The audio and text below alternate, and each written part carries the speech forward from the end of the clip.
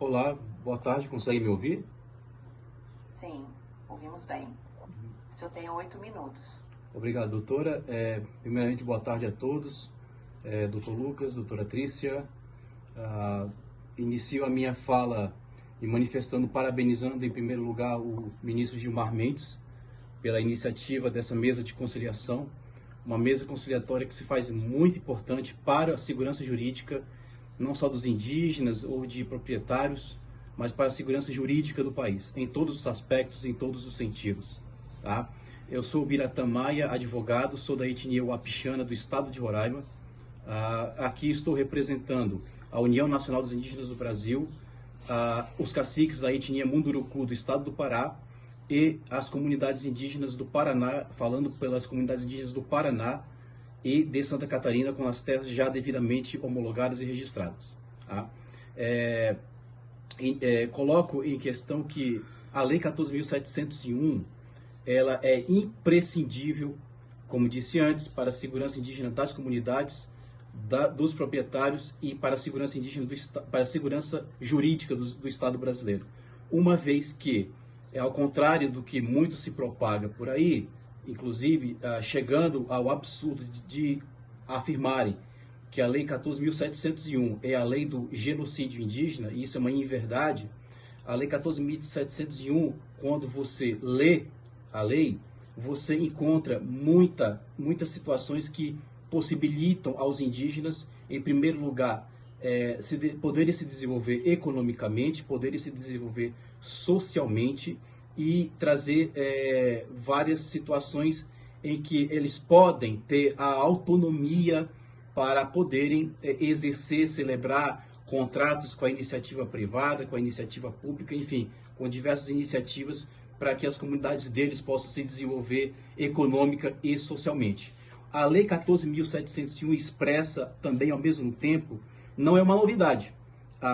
Em 2007, um acordo do Tribunal de Contas da União, acordo 560, olha só, ano de 2007, já afirmava que é necessária, de alguma maneira, regulamentar as atividades econômicas em terras indígenas. E isso já é um documento de 2007 que, se for possível, eu gostaria de passar depois. É um documento do Tribunal de Contas da União, Acordo 560 de 2007. E também colocar que a Lei 14.701, ela é clara ao dizer que ela traz igualdade material aos indígenas do país. Não existe nada contra os indígenas. O artigo 2º, em seus princípios orientadores, afirma claramente que o reconhecimento da organização social dos costumes, das línguas e tradições indígenas, o respeito às especificidades culturais de cada comunidade indígena, independentemente dos seus graus de interação com os demais membros da sociedade, a liberdade, especialmente de consciência, de crença e de exercício de qualquer trabalho, profissão ou atividade acadêmica, ou qualquer atividade econômica, a igualdade material, tá? E só um minuto, e a igualdade material e a questão da imprescritibilidade e indisponibilidade dos direitos indígenas. Então, assim, passa ao largo qualquer coisa que venha a dizer que a Lei 14.701 prejudica direitos indígenas, negocia direitos indígenas. Isso é um verdadeiro absurdo. A Lei 14.701 não diz isso. Ao mesmo tempo, continuando, a Lei 14.701, em seu artigo 26,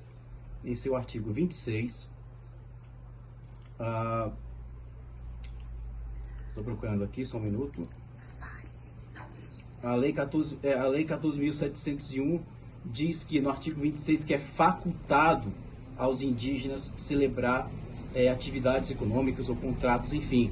É uma coisa que é importante colocar ao ministro Gilmar Mendes e aos seus juízes auxiliares, que a Lei 14.701 ela não obriga ninguém a exercer qualquer tipo de atividade econômica.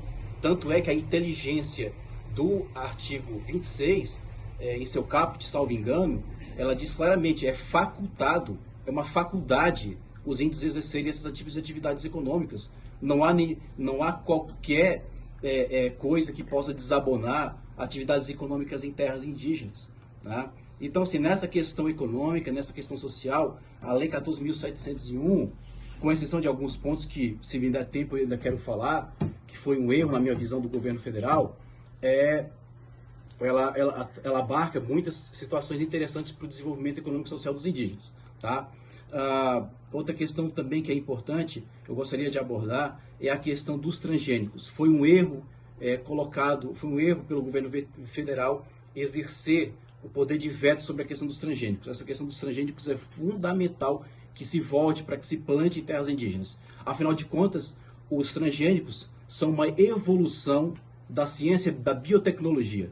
Então, os outros se desenvolvem biotecnologicamente, mas os índios não podem se desenvolver nem plantar transgênicos em terras indígenas. Isso é um outro absurdo. Isso é um outro absurdo. Os transgênicos precisam ser plantados em terras indígenas porque é uma evolução natural da biotecnologia. E os índios têm esse direito, sim. É um absurdo a gente ter que conviver com o veto da questão dos transgênicos. Outra situação importante é que eu quero colocar em relação à segurança indígena dos processos demarcatórios. Vejam bem, a FUNAI, até então, ela produz os estudos, ela avalia os estudos, ela aprova os estudos, ela faz o levantamento de benfeitorias, avalia o levantamento, ou seja, passa ao largo de qualquer questão do contraditório. Mas muitos podem dizer, mas tem o decreto, 1775. O decreto 775 já está, a meu ver, ultrapassado. Agora, a Lei 14.701 aprimora o decreto 1775 de 96. A Lei 14.701 dá mais segurança jurídica e possibilita um maior contraditório para que as pessoas possam responder